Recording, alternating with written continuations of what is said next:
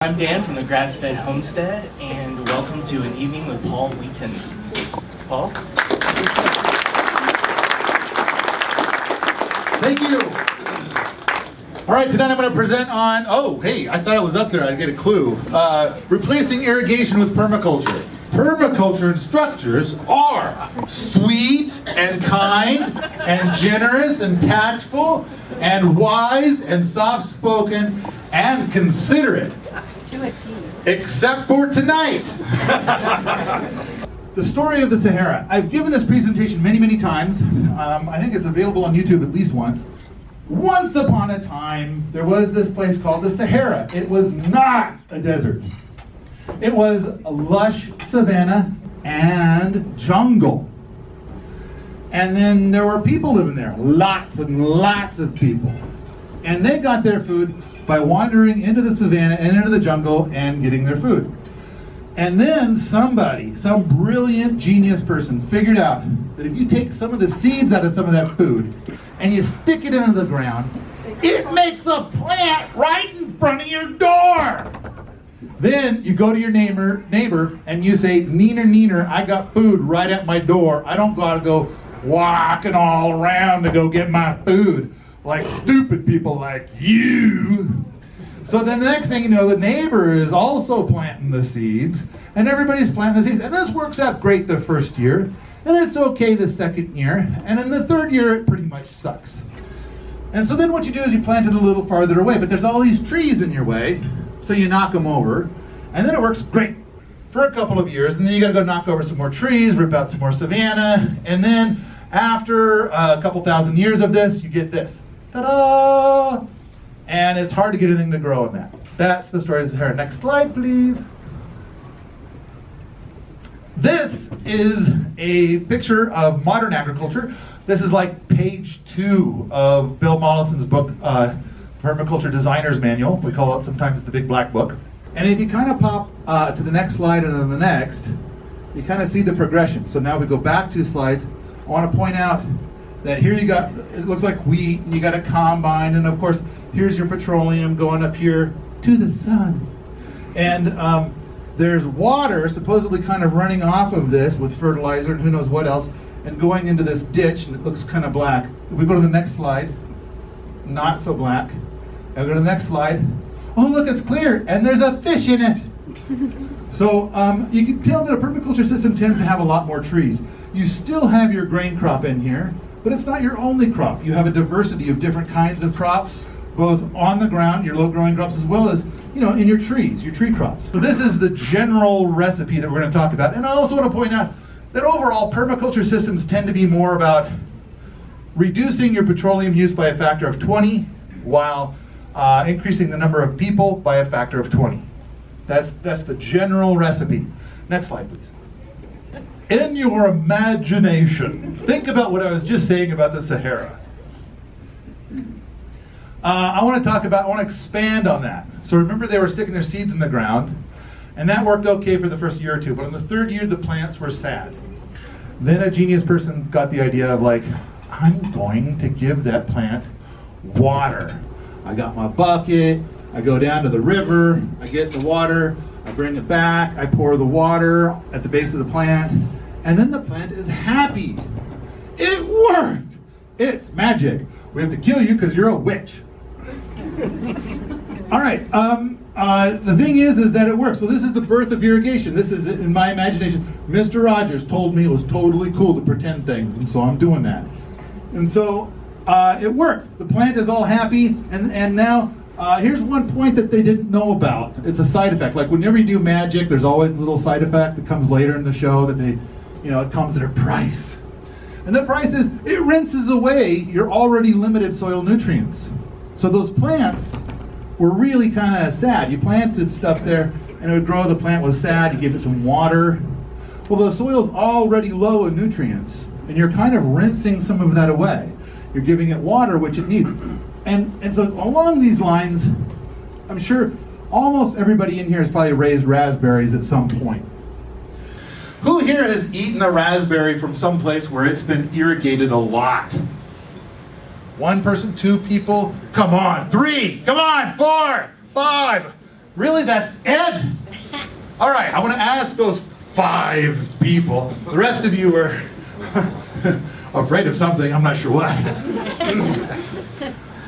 Did those raspberries taste a lot like water? Yep. Yup. Yup. No. So, no? What? What? You're lying. and then how many people have been out in the wild where you found a raspberry plant and it had a raspberry on it and you ate it? How many people have been out there and eaten a wild raspberry out in the wild, growing all its own? And was it packed with flavor and awesome and delicious? Yes. Any freak shows in here? Anybody try to shame a little bit by saying it didn't have great flavor? I mean, actually, if you go out into the Seattle area, everything's covered in blackberry vines. And it's like if you leave a patch of ground alone for a couple of years, it is now a blackberry patch.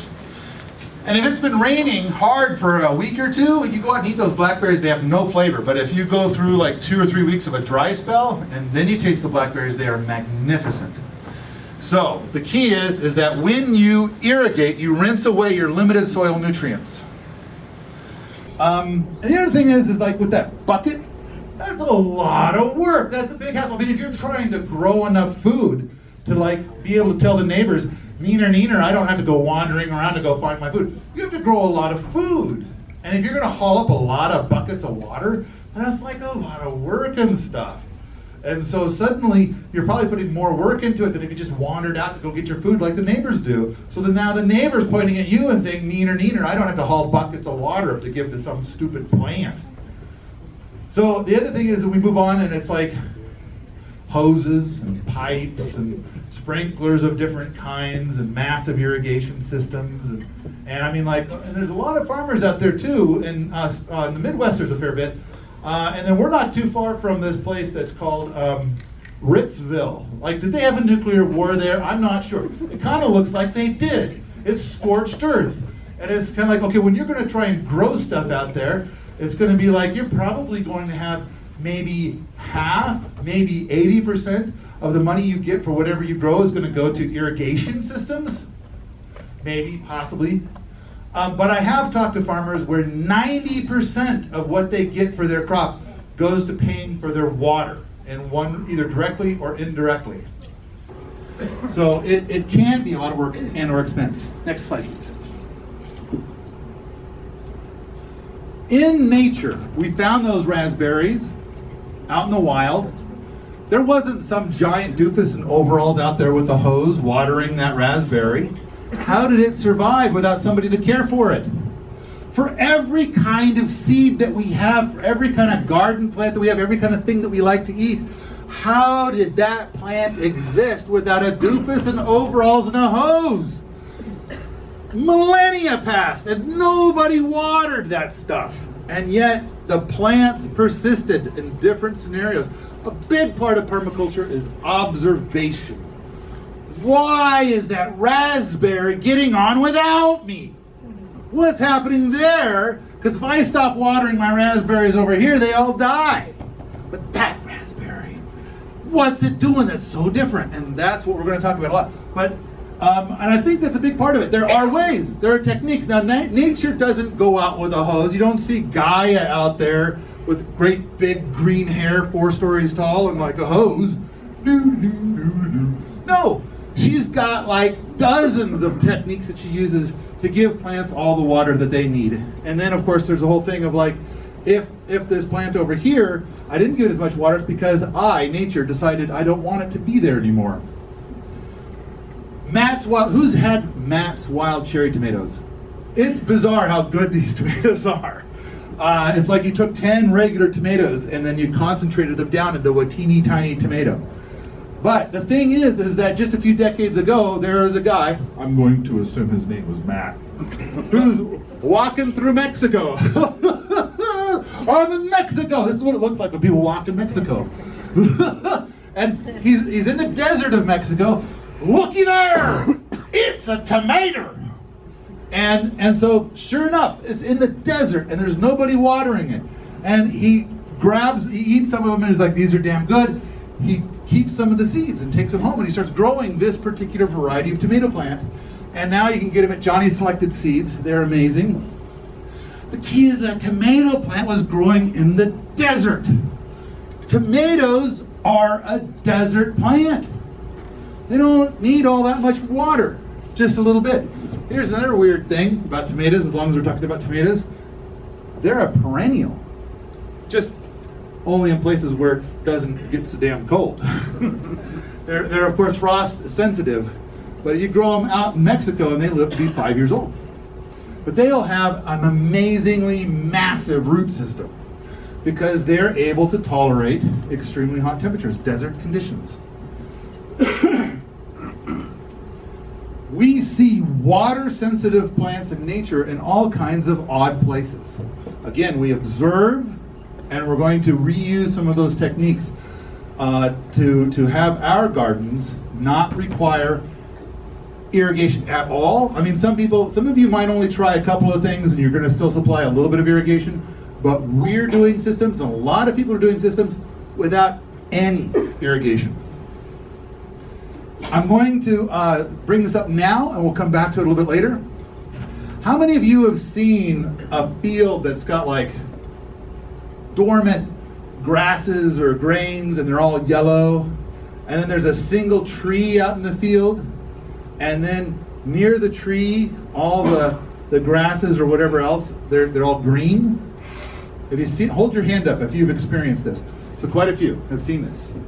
So remember that. We're going to come back to it. We're going to start off talking about some people that have proven it, or even look at some pictures of it in action. So Sepp Holtzer, the mighty, the glorious, the amazing Sepp Holtzer, he had a project in Spain. So apparently there's this woman who is the princess of, I believe, Liechtenstein, and she has something like 1 million acres. So she brought out 20 experts in reversing desertification, and one of them was Sepp Holtzer. So the way to hear him tell this story, then it's like the other 19 guys just followed him around and pestered him the whole time. And they kept telling him that everything he was doing was stupid and would never work. So then he gets out to this one patch. So we got two big things. One is that this particular property in Spain gets only like 6 inches of rain per year. He had two big projects. One is he looked around and it was sand dunes. Sand dunes and dying oak trees. But an oak tree doesn't belong in the desert. So Sepp came up with the idea that there's a richer story here. And he decided that the lakes that used to be there, he decided there were lakes that used to be there, and the other 19 guys are all like, oh, you're so stupid. He decided that they just sunk. They were still there. They were just lower in the ground due to poor land management, that the area has been destroyed by way too many animals in the system all at once, just eating everything and obliterating all the things. It was in the process of becoming the Sahara. And Sepp recognized this. So he brought back the lakes. Step one, he did it. There's pictures of it. It's amazing. It's beautiful. It's stunning. But on top of that, another project he did is he had 2 acres that he tried to turn into like a garden of all your favorite garden plants. And then these 19 characters were there and they said, it'll never work. And so they insisted that he had to have some kind of irrigation. So he says, tell you what, I'll irrigate half of it. So he put in drip irrigation on half of it. And it turns out that for the first year, both halves did about the same. They both grew a bunch of plants, and you couldn't really tell the difference between the two. Then they shut off the irrigation on the second half, and everything there died. So the moral of the story is that you got to kind of put your plants through a little bit of boot camp, and then they'll do great. That's kind of what plants are designed to do. And then if you don't put them through that little bit of boot camp and you take away their candy, then they're going to throw a fit and die. How rude. So okay, that's the project in Spain. Then there's Sepp Holtzer's place in Austria. And he's done some amazing things there. He's got 110 acres of dry land, a lot like what you see here where it's like a forest, it's conifer forest. And so you've got all this lovely conifer forest, and he has no running water on it whatsoever, but he's got a little house in there that has a little well. So he starts kind of like taking some of the water from the house to put into a little pond, and then he runs it into another pond. And then when the water gets low on the land, he pumps it back up to the top. He gets another well, and next thing you know, it's like he's got creeks running all over the property. He does not use any of that water for any irrigation, but what he is doing is he's increasing edge. There are some plants sitting right on the edge of that water. We're going to talk about edge a little bit more, but it's a very powerful permaculture idea. And the property is now a lush farm filled with food. In fact, I'm sure everybody here has heard of a company called Monsanto. You've heard of that? So it turns out they don't have this company just in the United States. And it also turns out that while it's in Europe, they hate one guy more than all other guys. And it's this Sepp Holtzer guy. And because of the way that he's going about doing things. So Sepp Holtzer has paid more agricultural fines than any other farmer in all of Europe. Not just in Austria, in all of Europe. So he's gotten to the point now where he doesn't generally sell food. Instead, what he does is he has a tour. He allows 100 people per day, and people will book months in advance, sometimes as much as a year in advance, and he meets them at the gate, and he charges 95 euros. If you do the math, that's $3 million a year. Now, are there any people here that are active farmers, like you're making a living being a farmer? A few. Okay, good, good. This is for you guys. $3 million per year, 110 acres. So what happens is that he lets the people on, and he gives them a tour, and then he goes inside of his house, and he says, well, that's the end of the tour, show yourselves out, and he goes inside. And would you believe it? These people pull out bags, and they steal his food! Now, of course, if the Department of Making You Sad showed up at his door and said, you're selling food, he would say, I'm selling tours. And they would say, we see people handing you the money at the gate and then leaving later with food. They stole my food? And you, the authorities, didn't do anything about it? What kind of authorities are you? You need to protect me! I don't know, I think it's pretty clever. So anyway, the thing is that this place is become something of a mecca for a lot of people. In fact, not only do they believe that his polyculture food cures almost all ailments, including cancer, but people will come from across the world to drink the water there. They believe that it is the fountain of youth. And then I'm going to tell the story of Bill Mollison in Australia. And I verified with Jeff Lawton that this story is indeed true. He asked Bill. And so there was this little town in Australia, in a natural desert. There was no evidence that it was desertification. It looks like it's a natural desert. And so then this little town was going out of business. Half the stores were shut up. They were afraid that the whole town was going to blow away very, very soon. So they called Bill Mollison, Mr. Permaculture, and said, can you rescue our town? Can you somehow make it green? Because right now it's dead. And that was then. And now the people of that town totally hate Bill Mollison because of all those honey locust trees. And who here has ever witnessed a honey locust tree? Like seen, and the thorns are this long. Farmers used to use them as nails, but the pointy part is not like a nail, it's more like a needle. These are some insane thorns. These are amazing thorns. But yeah, I think if your whole town was nothing but a honey locust, you might be. So now they're paying hundreds of thousands of dollars to have all the honey locusts ripped out because they're just sick of them. So this is a couple of things. One is, apparently there's so many honey locust trees that are there now that it's going to cost hundreds of thousands of dollars to rip them all out. And B, apparently the town is now doing so good they have hundreds of thousands of dollars to spare. So it worked. He planted thornless honey locusts and they had babies. And some of those babies had thorns. So all right, next slide please. I'm going to read right off of the card. Using swales and dams to control water as it moves down the mountain, Sepp has created living water. So I was telling you a little bit about that earlier.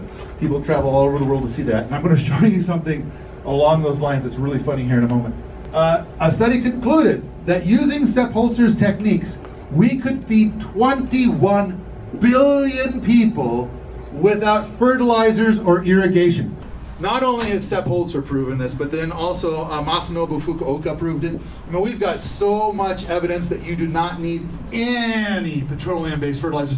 You don't need any fertilizers whatsoever. All right, here's a list that I made, whatever it was, 8 years ago or however long ago it was that I made this presentation for the first time. And this is just what I could think of at the time. Since then, I've thought of a few more things I could add to the list, but there wasn't really room. So it's like, well, the presentation already runs a bit long. Don't add stuff to it. But there's more. I mean, nature has so many different techniques, but these are the things where we've observed nature doing something, and we've come up with techniques to help us get past that and replace irrigation with permaculture. Next slide, please. Okay, this is the number one thing that people can really easily understand, and we'll get the most questions, and you're going to have some questions here in a moment. And let's get through the hugelkultur stuff that we have here, and then we'll go into some questions about hugelkultur. Very simple thing. Soil on wood. Generally, you put it into a lovely little pile, and if your pile is 6 feet tall or taller, you can replace all of your irrigation for your favorite garden plants. Now, that's going to raise a lot of different questions, and so we're going to hold on to that for just a little bit longer. The thing is that the wood is going to rot on the inside, and as it rots, then the winter rains and snows and then the spring rains, it'll all get taken up by that rotten, spongy-like thing, and it also has a lot of parking spaces for nutrients. If I say cation exchange capacity, is anybody going to go like, does anybody know what that means? I see some nods, I see a couple of hands, okay. But basically parking spaces for nutrients. Next slide, please. In 2005 is when I first heard of the word hugelkultur, and I went onto the internet to go and look at all the stuff about it, and there was nothing on the internet about hugelkultur. So this is the very first photo that I made of me building a hugelkultur bed. And then as part of my very first article, the very first article on the internet about hugelkultur. I showed this picture to Sepp Holtzer once, and this is one of those graphics where I'm sure a lot of you have worked with graphic designers before, and you get to a certain point where it's like, this is iteration number 42, and I'm going to just go ahead and say that it's done because I can't spend another moment looking at how you're going to draw it like long. So I proudly showed this image to Sepp, and he said too much wood, and I think he's right. This has got too much wood. You're not going to have this much wood, but really this image is to demonstrate something else. In fact, when you build a hugelkultur bed, before I forget about it, what you want to do, and here's recipe number one. There's going to be like 400 recipes for building a hugelkultur bed. But recipe number one, you go out to a spot and you're like, I'm going to put a hugelkultur bed right here. You lay out the wood the way that you want the hugelkultur bed to be. You dig the wood from the sides of the hugelkultur, or dig the soil from the sides and plop it on top of the wood. And you keep doing that until the wood is covered and you can't see any more wood. Then you add more wood until you can't see so much soil, and then you're going to cover that with more soil. And then when you've built it up 3 feet, it turns out you're standing in a hole about 3 feet deep. The whole thing is sorta 6 feet deep if you're standing in the bottom of the hole. And that is recipe number one. Now, again, there's like 400 recipes. Well, we can talk about a few ideas a little bit later. But as you can see, that's not the recipe that was followed here, and unfortunately people see this and they try to stack a bunch of wood 5 feet tall and cover it with a foot of soil. That's not the right way to do it. Next slide, please. So here it is a year later, and you can kind of see the wood starting to rot. Next slide. 2 years, next slide. And I think we're saying that this is 5 years later. And then there's a little snake that pops out of this hole. His name is Steve. And then when I gave this presentation over in the Seattle area, they're kind of saying like, well, you know, what about slugs? Does that attract slugs? And I was like, that's what Steve is there for. He thinks they're yummy. They're full of ice cream. All right, next slide, please. This is a hugelkultur bed that is in an urban area. It's between the sidewalk and the road. Inside is somebody had like maple for firewood, and they left it out in the rain for 7 years, and it got really rotten. And so that's what's on the inside. And then the outside is where somebody across the street cut down a black locust tree. And so black locust does not rot. And your question was, what do you put on the inside, or more exactly, what do you not put on the inside? Never put black locust on the inside. So black locust is oftentimes referred to as stonewood, because if you use it as a fence post and you put it in the ground, farmers used to say, it lasts longer than stone. Amazing wood is a nitrogen fixer.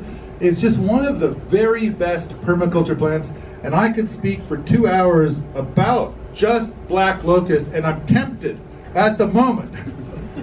But fine, let's talk about cedar. Cedar sucks! So here, using the black locust around the border. Now normally most people who build hugelkultur don't put a border, and if you are going to do a border, stone is probably the best bet. But black locust is all right. But black locust is such amazing stuff. There's so many other things you can use it for. Using it around a border for a hugelkultur bed is kind of a waste.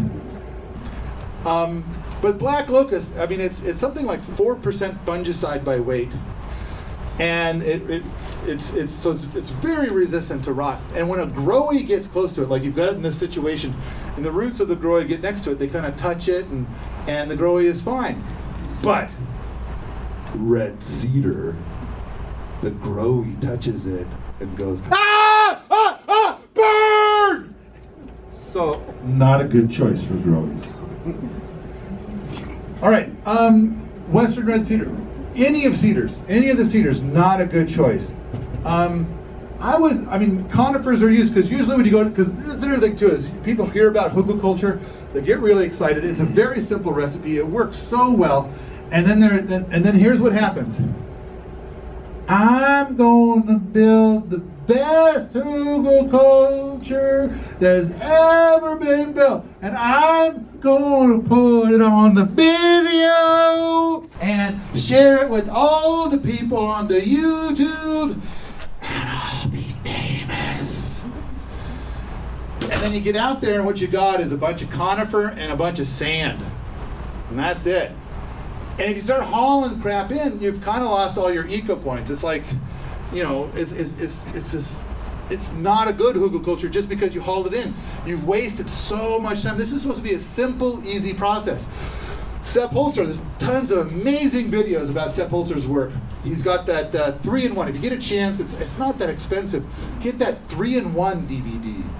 And in that, you're going to see where he's growing lots and lots of hugelkulturs, and it's all just a variety of conifers, a lot of spruce, a lot of fir, a lot of pine, and granted, all the toxic gick that's inside of that cedar is also in all other conifers, but it's much, much less than the other conifers, and it will eventually rot away.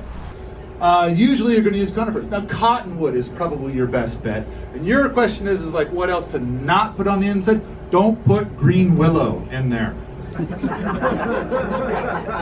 Unless you want a lot of willow. Because the willow will say, thank you, sir. That was awesome. I will reward you with willow. Black walnut is allelopathic. And sometimes you can go to the base of a black walnut and it's like, oh look, somebody spilled soap here. It's all foamy, kind of a black foam. That's like the kind of soap you use if you wish to be dirtier. And that's the juglones. And it's exuded from the roots, and it tends to kill off 2/3 of plant species. So the black walnut is a cheater, and not a great permaculture plant because of this. And there's a list of allelopathic plants. And so, but the thing is that there is juglones inside of it. But you know, what is the rot speed of it? I mean, how fast does that black walnut rot? And it's like, does the juglones get rotted out really fast? I'm not sure exactly. I'm going to put a question mark on that one. What about using wood chips in a mass? Okay. This is me trying to give you the stink eye. Wood chips. You and your wood chips. I wish to discourage all of you from ever using a wood chipper. There is no reason for it. Anything you can think of, I can think of something better. They're loud and stinky. They use a lot of petroleum, a lot of energy. It's just, if you're using a chipper, you're doing it wrong. So I lived on Mount Spokane for a while, and then to go down to the highway from my road, you ended up like right next to a composting operation. They had like a commercial compost. And after 3 years, they had to go out of business because of all the persistent herbicides and all of the wood chips that were delivered to them for free. Because they would try to compost it, and persistent herbicides think composting is a fun ride. And then people would come and buy the compost and put it on their gardens, and then their gardens would die. Now let me ask you, do you want your garden to die? Now, I've got a video up on YouTube where we went around Bellingham, Washington, and we visited a bunch of places, and we're talking about, it's like one of the people I visited, the woman dug out her whole garden because she used this compost that had persistent herbicides in it, and then in the end, it was so bad she had to dig up her entire garden, put it into dump trucks, and have it hauled to the dump. And then she went to a field full of weeds and dug that up and brought it to where her garden used to be, just so that she could have some soil that wasn't loaded to the gills with persistent herbicides. So am I painting a good enough picture for you that this stuff is like persistent? And on top of that, I mean, it's got a half-life of 11 years. And on top of that, if you're going to grow broadleaves, which is like nearly all of your garden plants, then it's poison. It's gonna kill them. Now, at the same time, the same woman who had her garden hauled away, she also had a patch where the persistent herbicide did not kill her raspberries, but she ran out of it. So half of the raspberry patch had this toxic compost, and the other half had homemade compost. And so the stuff that was the toxic compost was stunted and pathetic looking, and the homemade compost was huge and bushy. It's all in that video on YouTube. I wish to discourage you strongly from getting wood chips for free. Now granted, you're probably seeing great results, and that's because you've lucked out so far. You've got like, you know, and on top of that, if it was clean of persistent herbicides, you would probably be seeing 3 to 5 times better results than what you're seeing right now. So the persistent herbicides that you have imported are stunting the growth of your lovely growies, and it's just that you don't have like a side-by-side comparison. You don't have a control. So, all right, your question was about wood chips and hugelkultur, and you get them for free. And like, let's pretend for a moment that your wood chips are free of persistent herbicides. Please use that as a mulch. Because if you try to use it inside the hugelkultur, there's going to be this problem of like where the soil comes into contact with the wood chip or any kind of wood matter. In fact, this is something we need to talk about for all of the wood. Then there's going to be nitrogen immobilization. This is where like you've got nitrogen in your soil, and so if your plants get hold of that nitrogen, they go, yay, and they grow huge and dark green and they love it. But if they find a high carbon like wood, it turns out, in a way, I'm going to anthropomorphize a little bit, in a way, they kind of want to go and do the composting dance instead of feeding plants. So this is called nitrogen immobilization. Now, if you've got a great big herky log and a whole bunch of soil on top of that, the surface area where the soil meets the log is pretty minimal. So you don't have a lot of nitrogen immobilization. But if you mix in a lot of wood chips, you've got a lot of wood surface area in contact with soil, so you have a lot of nitrogen immobilization. You might even struggle to get legumes to grow there. So wood chips on the inside, not good. Wood chips as a mulch is okay. Please don't bring organic matter of any kind on your property. Grow your own organic matter. And it has to do with all of this persistent herbicide stuff. It's everywhere. There is no commercially available compost that does not have persistent herbicides in it. It's everywhere.